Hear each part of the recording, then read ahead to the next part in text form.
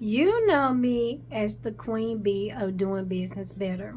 But I also have the personal side where I talk about some of everything. Because, number one, I've always been opinionated, but sometimes I have to be honest, some of the things I say make sense, or at least they're thought provoking. So this is Candid with Kim.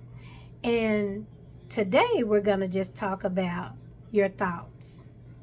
Do you know that our thoughts kill us, they make us, or they break us?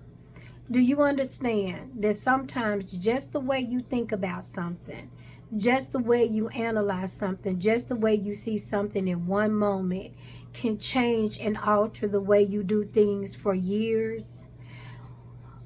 About 2005, I went through a very traumatic experience. I was leaving a cult, so to speak. Well, not so to speak, that's what it was.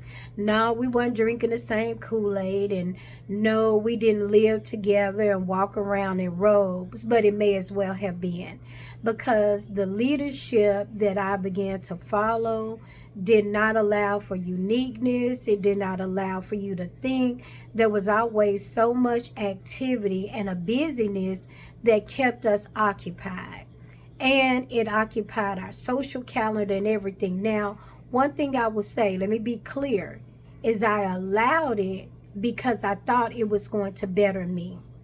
And after years of not seeing improvement or very little improvement, I start I started to wake up.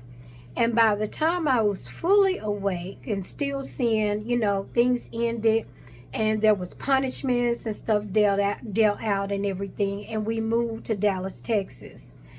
Well, one thing about moving, you can move to a new place, but if you don't have a new mindset, you're still going to experience some of the same things in a new place.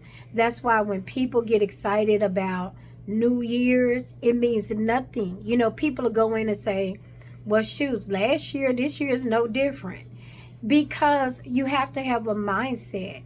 That's why I always tell people, yeah, I understand people say time heals everything, but it doesn't. Time passes. But it's how you use the time and it's what you do. And you never can improve anything until you realize something needs improving. So when I say your thoughts are everything, your thoughts are everything. If you never ever think or imagine that you need to change something, you're going to continue doing everything the same and you're going to expect different results, and yet you're going to still be upset. That's what you can't do.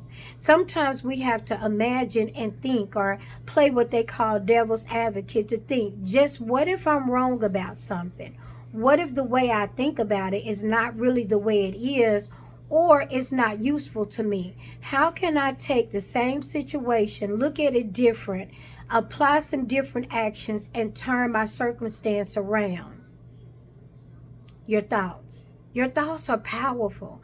That's why the Bible tells us, as a man thinketh in his heart, so is he. Whatever you think is going to be right. Because if you think you're right and you don't need anything and you don't need anybody to tell you and you got it all down pat, guess what you're going to do? You're going to continue to use your own thoughts. You're going to continue to do the same things, but you're going to always get the same results, hoping for something else. And after a while, our own mind will give up on us. And you'll start to believe that there's something wrong with you because nothing is changing when you really haven't done anything to change it. Think about it. I told you, Candid with Kim. Your thoughts are powerful. How you see you, how you think about you, how you think about others. Powerful.